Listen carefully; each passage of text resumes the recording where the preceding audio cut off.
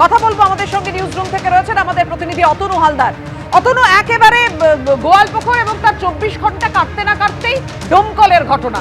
তোমার আমার নিরাপত্তা, সাধারণ মানুষের নিরাপত্তার ভার যাদের হাতে, দায়িত্ব যাদের হাতে, অর্থাৎ খোদ পুলিশি আক্রান্ত বন্দীদের হাতে, তাদেরকে লক্ষ্য করে গুলি চালিয়ে বন্দীরা পালিয়ে যাচ্ছে।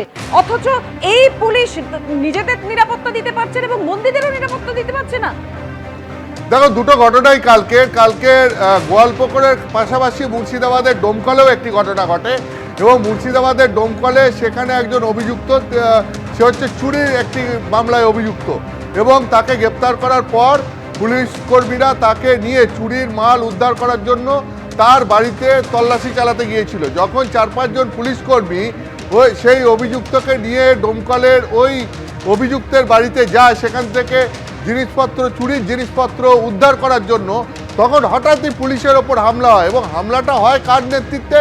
হামলাটা হয় তৃণমূল কংগ্রেসের প্রাক্তন পঞ্চায়েত প্রধানের নেতৃত্বে, অর্থাৎ শাসক দলের একজন নেতার নেতৃত্বে পুলিশের ওপর এই হামলা হয় এবং সেখানেও এই অভিযুক্তকে এই হামলাকারীরা ছিনিয়ে নেয়। শুধু ছিনিয়ে নেয় নয়, পুলিশের ওপর আক্রমণ হয়, পুলিশকে ধারালো অস্ত্র দিয়ে আঘাত করা হয়, একজন পুলিশ আধিকারিক তিনি রীতিমতো আহত হন এবং তারপরে ডোমকলে সেখান থেকেও ঠিক একইভাবে সেখানে একবারে আসামি ছিনতাইয়ের ঘটনা ঘটে। অর্থাৎ অভিযুক্ত আসামিকে ছিনতাই করে নিয়ে বেরিয়ে যায় একদল হামলাকারী।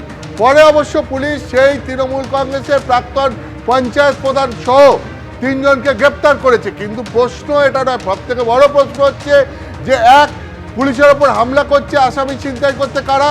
শাসক দলের নেতার নেতৃত্বে তার অনুগামীরা।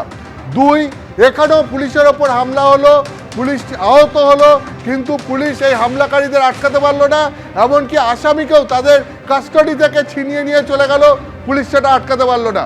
এই ডোমকলের ঘটনার পাশাপাশি তুমি তো জানোই যে গোয়ালপুকুরের ঘটনা, গোয়ালপুকুরে সেখানেও দেখা গেল যে একজন অভিযুক্ত, তাকে কোর্ট থেকে জেলে নিয়ে যাওয়ার পথে সে পুলিশের গাড়ি থামিয়ে প্রকৃতির ডাকে সাড়া দেবে বলে নিচে নেমে হঠাৎই চাদরের নিচে থেকে পিস্তল বের করে পুলিশের ওপর গুলি চালিয়ে সে পালিয়ে চলে গেল এবং এখনো পর্যন্ত পুলিশ তাকে ধরতে পারলো না। এবং যেটা জানা যাচ্ছে যে যখন তাকে আদালতে নিয়ে যাওয়া হয়েছিল সেই সময় কোর্ট লকআপে তার সঙ্গে একজন দেখা করে, যে যার সঙ্গে তার এই পালিয়ে যে গেছে সাজ্জাকের পরিচয় হয়েছিল ইসলামপুর জেলে। বাংলাদেশি ওই আব্দুল, সে 14 ফরেনার্স অ্যাক্টে গ্রেপ্তার হয়েছিল, তার 2 বছর জেল হয়েছিল, তারপর তাকে পুশব্যাক করার অর্ডার হয়েছিল, কিন্তু বাংলাদেশে আর পুশব্যাক করা হয়নি। তার কারণ সেই আব্দুলই, যেটা পুলিশ সূত্রে খবর, সেই গিয়ে ইসলামপুর কোর্ট লকআপে কালকে সাজ্জাকের হাতে আগ্নেয়াস্ত্র তুলে দিয়েছিল এবং তারপরে সেই আগ্নেয়াস্ত্র দিয়ে সাজ্জাক গুলি করে পুলিশ কর্মীদের ওপর এবং তারপরে পালিয়ে যায়।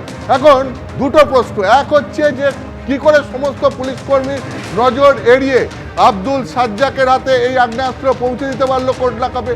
দ্বিতীয় প্রশ্ন হচ্ছে, পুলিশ কর্মীদের ওপর যখন সাজ্জাক গুলি চালিয়ে পালালো তখন কেন পুলিশ তাদেরকে আটকাতে পারলো না? দুটো জায়গাতেই, ডোমকল বলো গোয়ালপুকুর বলো, দুটো জায়গার কোথাওই পুলিশ কিন্তু তাদের কাস্টাডি থেকে আসামি পালিয়ে যাচ্ছে বা ছিনতাই করা হচ্ছে, তাদেরকে আটকানোর জন্য ঝাঁপাতে পারছে না। অর্থাৎ সব জায়গাতেই যেটা দেখা যাচ্ছে যে ক্রিমিনালরা পুলিশকে ওভার পাওয়ার করে পালাচ্ছে। এটাই অভিজ্ঞ পুলিশ অফিসাররা বলছেন যে এইটা পুলিশের মোরাল ডাউন হওয়ার পক্ষে যথেষ্ট, যে পুলিশের যদি ফের মনোবল চাঙ্গা করতে হয় তাহলে পরে এই ঘটনাগুলো থেকে শিক্ষা নিয়ে পুলিশকে তাদের পরবর্তী অ্যাকশন নিতে হবে।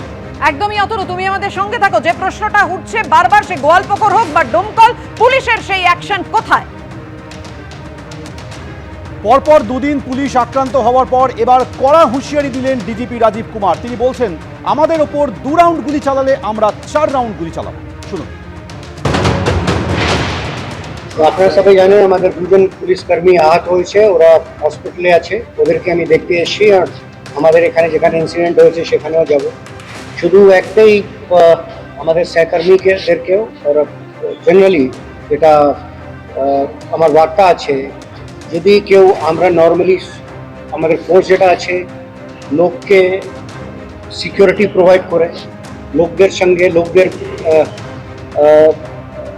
লোকদেরকে যেন ভালো করে ওরা থাকতে পারে, এই কাজে ব্যস্ত থাকে।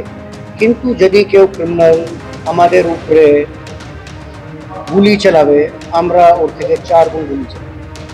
এ বিষয় নিয়ে আমরা কথা বলবো। আমাদের সঙ্গে রয়েছেন আমাদের প্রতিনিধি অতনু হালদার। অতনু, এখানেই তো প্রশ্ন, ডিজিপি রাজীব কুমার তিনি বলছেন যে ওরা 2 রাউন্ড গুলি চালালে আমরা 4 রাউন্ড গুলি চালাবো, সেই অ্যাকশন কোথায় পুলিশের? সেটাই তো দেখা গেল না।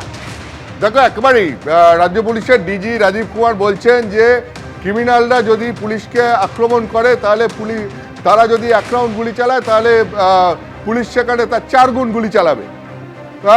ঠিকই যে ক্রিমিনালরা পুলিশকে ওভারপাওয়ার করছে, এটা তো সমাজের পক্ষে, পুলিশের পক্ষে, রাজ্যের প্রশাসনের পক্ষে কারোর পক্ষেই এটা ভালো বার্তা বহন করে না। কারণ আইন শৃঙ্খলা যেমন নিয়ন্ত্রণে থাকা উচিত, ঠিক একইভাবে ক্রিমিনালদেরকেও পুলিশের শাসনে রাখা উচিত। কিন্তু এখানে যেটা দেখা যাচ্ছে, ক্রিমিনালরা পুলিশকে ওভারপাওয়ার করছে। সেখানে রাজ্য পুলিশের ডিজি বার্তা দিচ্ছেন যে ক্রিমিনালরা 1 গুণ গুলি চালালে পুলিশ 4 গুণ গুলি চালাবে।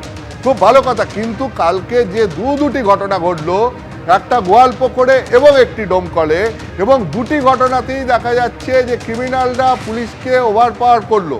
এবং দুটো জায়গাতেই, একটা জায়গায় গোয়ালপুকুরে আসামি পুলিশ কর্মীদের ওপর গুলি চালিয়ে পালিয়ে গেল, আর ডোমকলে সেখানে একজন তৃণমূল কংগ্রেস নেতার নেতৃত্বে, তৃণমূল কংগ্রেসের প্রাক্তন গ্রাম পঞ্চায়েত প্রধানের নেতৃত্বে একদল হামলাকারী পুলিশের ওপর হামলা করলো। একজন পুলিশ কর্মী ধারালো অস্ত্রের আঘাতে আহত হলেন এবং সেখান থেকেও সেই পুলিশের কাস্টডি থেকে বন্দীকে ছিনিয়ে নিয়ে যাওয়া হলো। এই দুটো ক্ষেত্রেই কিন্তু কোনো অভিযুক্ত বা এই যে পুলিশের কাস্টডি থেকে যে দুটো ক্ষেত্রেই যে আসামিরা পালিয়ে গেছে তারা এখনো পর্যন্ত কেউ ধরা পড়েনি। এটা হচ্ছে 1 নম্বর কথা।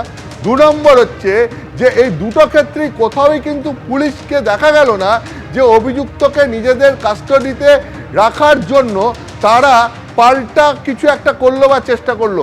রাজীব কুমার বলছেন বটে যে ক্রিমিনালরা 1টা গুলি চালালে পুলিশ 4টে গুলি চালাবে, কিন্তু বাস্তবে সেটা দেখা যাচ্ছে না। বাস্তবে যেটা দেখা যাচ্ছে যে কোথাও না কোথাও ক্রিমিনালরা পুলিশকে ওভারপাওয়ার করে যাচ্ছে। তাহলে প্রশ্ন এটাই উঠছে যে পুলিশের কি মরাল ডাউন হয়ে গেছে, নাকি পুলিশের এফিসিয়েন্সি কমে গেছে, নাকি কোথাও একটা পুলিশের মধ্যে কোঅর্ডিনেশনের অভাব হচ্ছে? মানে সার্বিকভাবে পুলিশের যে কর্মদক্ষতা সেইটা নিয়ে বারবার এই ধরনের ঘটনাগুলোতে প্রশ্ন উঠে যাচ্ছে।